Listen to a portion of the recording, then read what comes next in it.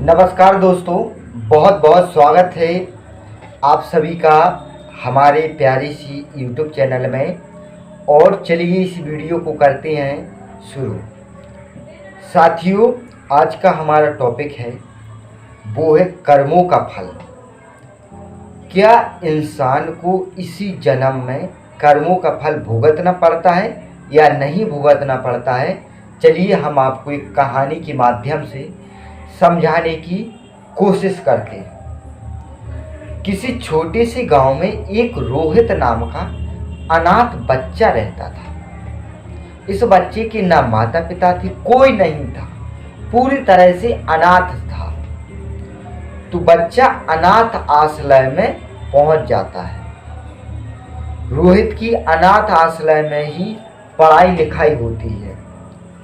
साथियों, आप ये अच्छी तरह जानते हैं जो गरीब परिवार होते हैं उनके बच्चे होशियार जरूर होते हैं पढ़ाई लिखाई में। उसी तरह रोहित भी पढ़ाई लिखाई में होशियार थे। खूब पढ़ाई लिखाई की रोहित ने और बड़े होकर रोहित के पास सारी डिग्रियां आ गई। अब जैसे ही सरकार ने कोई भर्ती निकाली तो रोहित ने उस भर्ती में फार्म डाला और रोहित का उस भर्ती में तुरंत सिलेक्शन हो गया और रोहित की जॉब लग गई आर्मी में एक अधिकारी के पद पर। अब साथियों, रोहित की लाइफ बहुत अच्छी बन चुकी थी। रोहित अपने उसी क्वार्टर में रहते जहां पर आर्मी लोग रहते हैं, वहीं पर रोहित रहते और कैंटीन में खाना पीना खाते और कहीं पर नहीं जाते, परमानेंट वहीं पर रहते। रोहित की जो सैलरी आती थी महीने की वेतन, वो उनके बैंक खाते में जमा होती जाती थी और कुछ रुपए उनके कैंटीन में जाते थे खाना पीना के। धीरे धीरे समय बीतता है। अब साथियों, जो कैंटीन में खाना बनाने का, सब्जी बनाने का और भी कुछ जो सब कुछ सामान आता है, इसे एक व्यापारी भेजता था, लाता था, देता था, वो व्यापार करता था। उस व्यापारी का नाम था सूरजमल। साथियों, समय बीतता जाता है तो जब रोहित कैंटीन में बैठकर खाना खाते हैं किसी दिन, तो सूरजमल भी रोहित के पास बैठ जाते हैं। व्यापारी सूरजमल सेठ व्यापारी रोहित के पास बैठ जाते हैं। धीरे धीरे सूरजमल सेठ की और रोहित की दोस्ती आगे बढ़ती चली जाती है। साथियों, कहानी को गौर से सुनिए, कर्मों का फल आपको समझ में आएगा। धीरे धीरे रोहित की और सूरजमल की दोस्ती बहुत ही घनिष्ठ हो जाती है, गहरी हो जाती है। अब एक दिन सूरजमल सेठ क्या करते हैं, वो अपने मन में ऐसे विचार लाते हैं कि क्यों ना हम रोहित सर से कुछ रुपए उधार ले लें और अपने व्यापार में लगा दें, जिससे हमारा व्यापार बड़ा हो जाएगा। और फिर जब हमारा व्यापार बड़ा हो जाएगा तो हम रोहित के रुपए वापस दे देंगे। ऐसा विचार लेकर सेठ सूरजमल रोहित के पास पहुंचते हैं और रोहित को ऐसा प्रस्ताव देते हैं कि आप हमें कुछ रुपए उधार दे दीजिए। वैसे भी आपके रुपए बैंक में जमा हैं, उसी तरह आपके रुपए हमारे पास आ जाएंगे और हम इसके बदले आपको कुछ एक्स्ट्रा रुपए और दे देंगे और आपकी रकम पूरी वापस कर देंगे। तो रोहित कहते हैं कि हमें इतनी कोई ज़्यादा लालच की ज़रूरत नहीं है, ना ही हम अपने रुपए आपको देना चाहते हैं। तो इस पर सूरजमल कहते हैं कि दिखा दी आपने, छोटी बात कर दी। जब आप हमें अपना दोस्त मानते हो तो आपको अपने दोस्त की मदद करनी चाहिए कि नहीं करनी चाहिए। और सेठ सूरजमल कसम खाकर कहते हैं कि रोहित भाई, हम आपके रुपए आपको लौटा देंगे, बस हमारा बिजनेस बड़ा हो जाए। जैसे ही हमारा बिजनेस बड़ा होगा हम तुरंत आपको आपके रुपए लौटा देंगे। और कसम खाते हैं तो रोहित कहते हैं कि कोई बात नहीं, हम आप पर विश्वास करके हम अपने जो बैंक में रुपए जमा है वो आपको दे रहे हैं और आप वो रुपए अपने व्यापार में लगाइए, और जब आपका व्यापार बड़ा हो जाएगा तो आप हमारे रुपए हमें वापस कर दीजिए। मेरे दोस्त, कहानी शुरू होती है और गहरी बातें अब शुरू होती हैं। ऐसा ही होता है। सेठ सूरजमल का व्यापार दिन दुगना रात चौगुनी बढ़ता जाता है। अब सेठ सूरजमल बहाने ढूंढने लगते हैं। जब भी रोहित सेठ सूरजमल से रुपए मांगते अपने, तो सेठ सूरजमल उन्हें बहाने करके आगे की डेट बता देते कि आज नहीं कल, कुछ दिन और रुक जाओ, आ जाए रुपए, हम आपके तुरंत दे देंगे। इसी तरह सेठ सूरजमल बहाने बनाने लगते हैं। मेरे दोस्त, एक दिन क्या होता है कि पास के देश में लड़ाई हो जाती है, भारत देश में लड़ाई हो जाती है, सीमा पर लड़ाई हो जाती है, तो आर्मी के जवान रोहित को जाना पड़ता है लड़ने के लिए। और मेरे दोस्त, वो लड़ाई इस जगह हो रही थी कि वहां गाड़ी वाहन कुछ नहीं जा सकता था, केवल घोड़ा या घोड़ी जा सकती थी।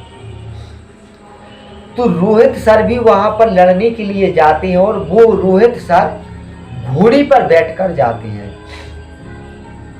और घोड़ी जो होती है वो रोहित सर के काबू में नहीं आती, घोड़ी रोहित की कंट्रोल में नहीं होती है। वो घोड़ी बहुत ही तेज भागती है इधर उधर। रोहित भले ही घोड़ी को कंट्रोल करने की कोशिश करते हैं, लेकिन घोड़ी कंट्रोल में नहीं आती है। रोहित घोड़ी की लगाम खींचते हैं, घोड़ी का पूरा मुंह छूल जाता है, फट जाता है, लेकिन फिर भी घोड़ी नहीं रुकती और सीधी जाकर घोड़ी विरोधी टीम के पास रुक जाती है। जहां जो विदेशी सेना लड़ने के लिए आई थी, घोड़ी वहीं जाकर रुक जाती है। तो विदेशी सेना रोहित को गोली मारकर खत्म कर देती है। अब जब ये बात, मेरे दोस्त, जब ये बात सेठ सूरजमल को मालूम पड़ती है, कैंटीन में आते हैं सेठ सूरजमल, और उन्हें पता चलता है कि रोहित सर तो वीर गति को प्राप्त हो गए। तो सेठ सूरजमल सेठ कैंटीन में तो दुख जताते हैं कि बुरा हुआ, बहुत ही बुरा हुआ, बहुत अच्छे सर थे रोहित सर। और बाहर निकलते ही मिठाई बांटते हैं कि सही चला गया, अब हमें इसके रुपए नहीं देने पड़ेगा।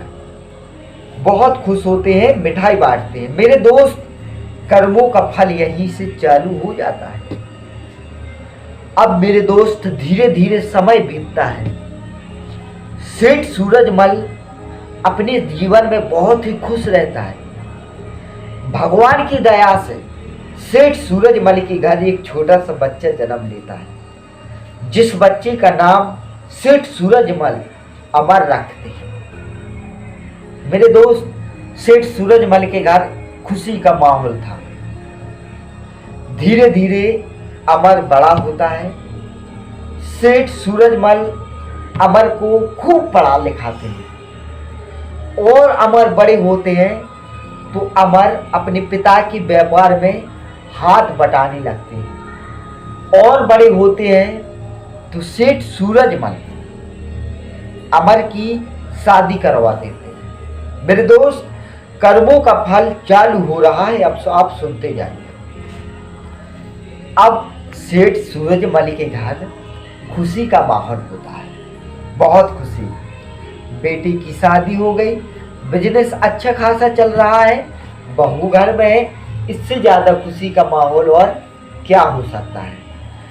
1-2 महीने बीतते हैं तो सेठ सूरजमल अपने मन में विचार करती है कि अब हमारा बेटा बड़ा हो गया है, उसने व्यापार करना भी सीख लिया है, अब हम अपने व्यापार से छुट्टी ले लेंगे और अपने व्यापार पूरा अपने बेटे को दे देंगे, और हम आराम से अपना जीवन व्यतीत करेंगे खुशी तरीके से। तभी एक दिन अमर जब सड़क पार कर रहा था तो अमर बीचों बीच सड़क के गिर जाता है। जब अमर बीचों बीच सड़क के गिरता है तो लोग अमर को उठाकर अस्पताल ले जाते हैं। और अस्पताल में जब सेठ सूरजमल को ये खबर पहुंचती है तो वो भी भागते भागते आ जाती है। अब जब अस्पताल में जांचें होती हैं कि आखिर अमर को चक्कर आया किस वजह से, इस प्रकार की जांचें होती हैं, तो उसमें जांच में जब MRI होती है तो MRI में आता है कि अमर को ब्रेन में कैंसर है। अब सेठ सूरजमल डॉक्टर जी से कहते हैं कि डॉक्टर साहब, आप अपनी तरफ से पूरी कोशिश कीजिए, हमारी बेटी को आप स्वस्थ कर दीजिए और जितना रुपए लगेगा हम आपको देंगे।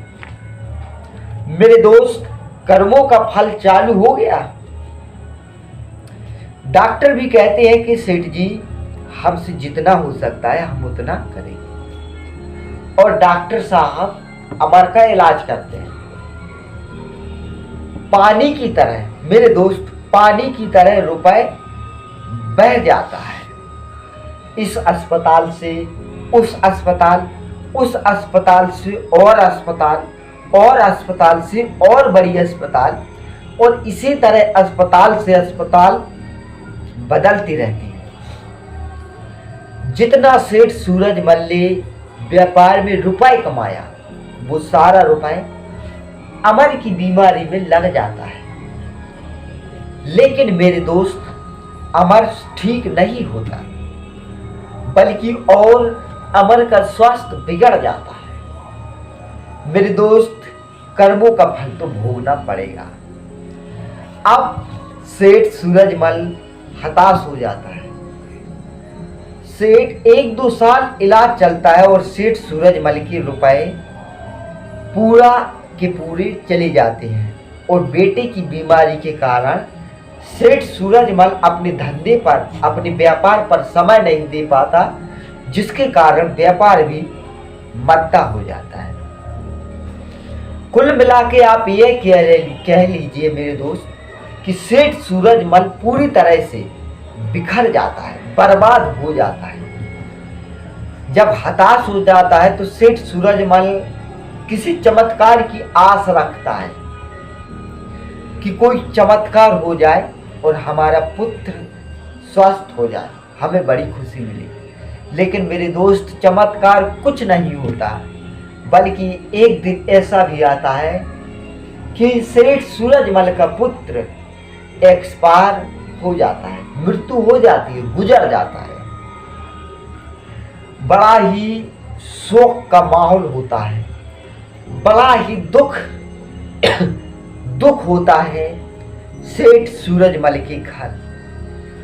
एक तरफ सेठ सूरजमल की पत्नी रो रही है, तो एक तरफ अमर की पत्नी रो रही है, तो एक तरफ सेठ सूरजमल अपनी किस्मत को दोष दे रहा है और वो रो रहा है कि ये क्या हुआ, कैसे हुआ, हम तो पूरे बर्बाद हो गए और हमारा पुत्र भी नहीं बचा।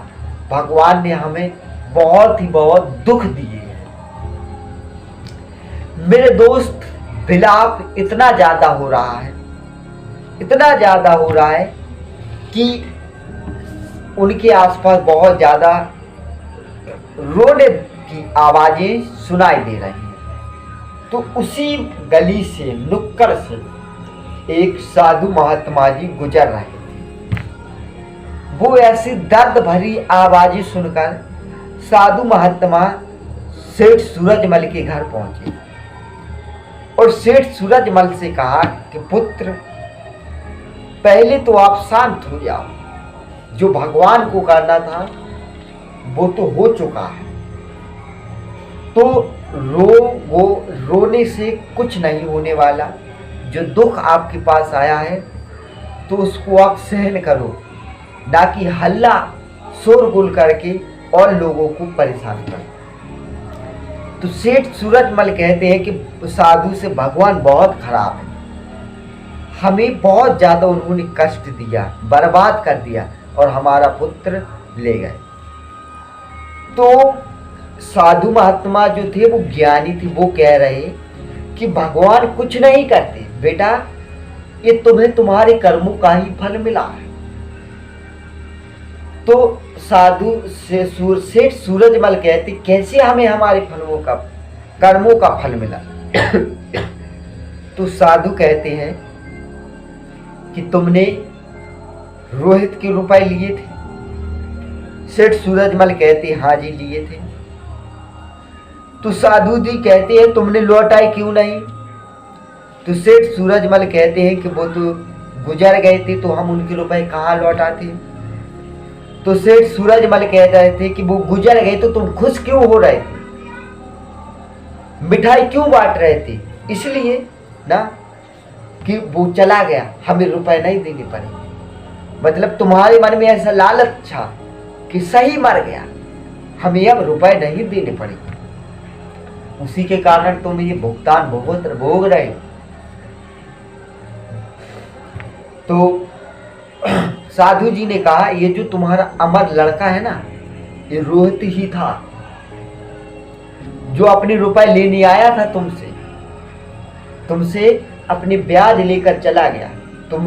तुम्हारी जो हालत पहले थी, जिस हालत में तुमने अमर से रुपए मांगे थे, जो हालत तुम्हारी थी वही हालत रोहित करके चला गया अमर का नाम लेकर। सेठ सूरजमल उदास होकर बैठ जाता है और कहता है कि ठीक है साधु, हमने मान लिया कि हमें हमारे कर्मों का फल मिला है, हमारा पुत्र गुजर गया, हमारा व्यापार पूरा ठप हो गया, लेकिन ये जो अमर की पत्नी है इसे किस कर्मों की सजा मिली। तो साधु जी कहते इसने भी कोई कर्म किया है। जब रोहित लड़ाई के लिए जा रहे थे तो ये जो अमर की पत्नी ये घोड़ी बनी थी, ये घोड़ी बनी थी मेरे दोस्त, और ये घोड़ी सीधी रोहित को विदेशी सेना के पास ले गई थी और रोहित को मरवा दिया था। तो रोहित की आत्मा कैसी बिलकी थी, और आज यही रोहित ने इस घोड़ी के साथ किया। रोहित ने इस घोड़ी के साथ यही किया कि रोहित अमर बन के आए और घोड़ी वो औरत बन के आई, और रोहित ने अमर बन के उस घोड़ी नामक औरत से शादी की, और यहाँ जाकर बाद में रोहित अमर मतलब एक्सपायर हो गए, और रोहित की घोड़ी अमर की वाइफ बिलखती रही। तो मेरे दोस्त आपको क्या समझ में आया? भगवान है, परमात्मा है, ईश्वर है, वो सब देख रहे हैं कि तुम अपने कदम कहाँ रख रहे हो, किस जगह रख रहे हो, तुम किसके साथ छल कर रहे हो, किसके साथ कपट कर रहे हो, अपनी तिजोरी भर रहे हो। यकीन मान के रखिए मेरे दोस्त, वो तिजोरी आपकी एक पल में खाली हो जाएगी और आप बिलखते रहोगे। इसलिए अगर मान सकते हो तो मिस्टर हेमंत बिरो की बात मानिए। भले आपकी कमाई कम हो, लेकिन शुद्ध ईमानदारी की कमाई करें, बहुत अच्छी कमाई करोगे और जीवन में आप संतुष्टि से अपनी इच्छा पूर्वक खुशी से जीवन को व्यतीत कर पाओगे। अब हाँ, कहानी अच्छी लगी हो तो वीडियो को लाइक करें और चैनल को भी सब्सक्राइब जरूर करें। मिलेंगे आपसे नेक्स्ट वीडियो में किसी नए टॉपिक के साथ। तब तक के लिए जय हिंद, जय भारत।